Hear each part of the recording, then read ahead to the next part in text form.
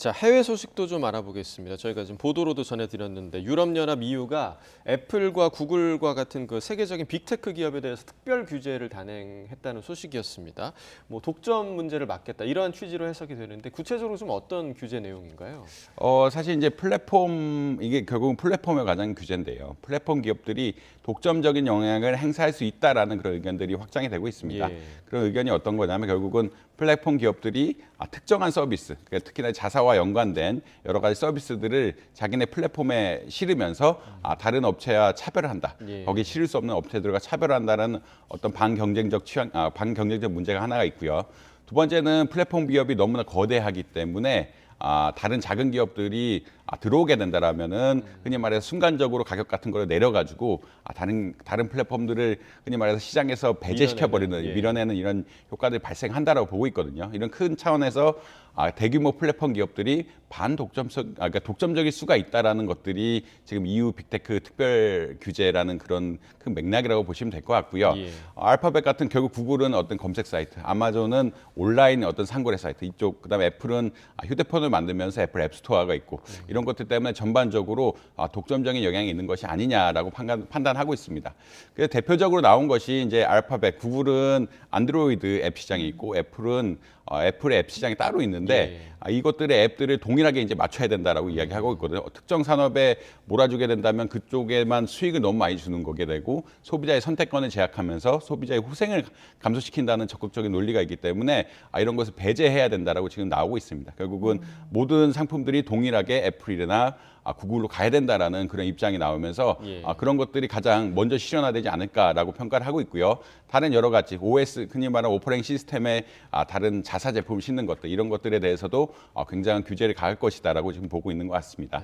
예, 자 규제 대상이 된 기업들 강력하게 반발하고 있습니다. 줄 소송에 나설 것이라는 전망도 지금 나오고 있는데 앞으로 이런 규제 움직임이 세계적으로 더 확대될 가능성에 대해서 좀 어떻게 보고 계십니까?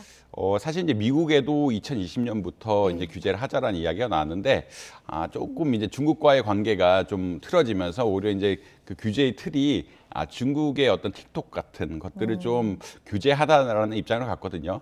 사실 반독점 이슈가 흔히 말하는 이게 반독점법인데 독점에 관한 이슈가 분명히 있긴 합니다. 플랫폼 기업들에 대해서 독점에 관한 이슈들이 있기 때문에 이것을 미국이라든지 유럽이라든지 각국에서 이제 규제하려는 움직임은 분명히 있다라고 아마 이해를 하시면 될 것 같고요. 그럼에도 불구하고 이게 사실 실제로 가격을 지나치게 높게 매겼느냐에 대해서는 또 평가를 해봐야 되는 이야기거든요. 독점 기업들이 문제가 되는 것은 독점 이윤을 늘릴 때가 문제가 되는데 그냥 구조만 갖고 이것을 평가할 수 있느냐. 수익들이 우리가 합리적인 수준에서 내는 것이 아니냐라는 이런 계속들이 나오면서 아마 이게 법률적인 논쟁으로 갈 가능성이 굉장히 높다. 이게 흔히 말하는 플랫폼 경제 역시 규모의 경제가 성립을 하고요. 규모의 경제가 성립한다는 얘기는 크면 클수록 물건을 싸게 공급할 수 있는 체계가 되기 때문에 이 이윤하고 흔히 말하는 어떤 독점 이윤, 그러니까 흔히 말하는 정상적인 이윤하고 독점 이윤의 관계가 조금 애매해지는 부분이 있습니다. 그래서 아마 줄 소송으로 간다는 이야기가 그런 측면에서 결국은 이쪽 플랫폼 기업 쪽에서는 우리가 그렇게 비싸게 가격을 매기지 않았다라는 것을 주장을 할 것이고요. 이쪽 EU 쪽에서는 독점적으로 수익을 많이 냈다라고 주장을 하면서 결국 소비자 후생을 늘려야 된다라는 이런 것들이 아마 장기간 계속 나오지 않을까라고 생각하고 있습니다. 자, 이 규제 대상에서 삼성전자는 제외됐다고 전해졌습니다. 어떤 이유에서입니까?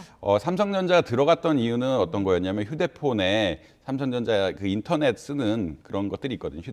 삼성전자 휴대폰을 사면은 바로 자동적으로 삼성전자의 인터넷이라는 어떤 앱이 깔리면서 그게 이제 독점적인 성향이 있는 것이 아니냐, 자사 앱을 강제로 까는 것이 아니냐라는 그런 평가를 받았는데, 근데 이제 보통 보시면 구글의 크롬도 자동적으로 같이 깔리게 돼 있기 때문에 그 부분에서 아마 문제를 해결했다라고 보시면 될 것 같습니다. 그러니까 독점적인 요인은 삼성 휴대폰에 인터넷 같은 것을 직접적으로 다시 까는, 그러니까 삼성의 앱을 까는 이런 것을 해서 출하하는 것이 문제였는데 삼성의 논리는 크롬 같은 다른 앱도 깔아서 소비자의 어떤 결정권을 방해하지 않았다라는 논리로 해서 아마 이번에 벗어나지 않았나 이렇게 평가를 하고 있습니다. 네, 뭐 약간은 그 분야가 다르긴 하겠지만 삼성전자가 이번 그 다른 기업들의 규제로 득을 보는 게 좀 있을까요?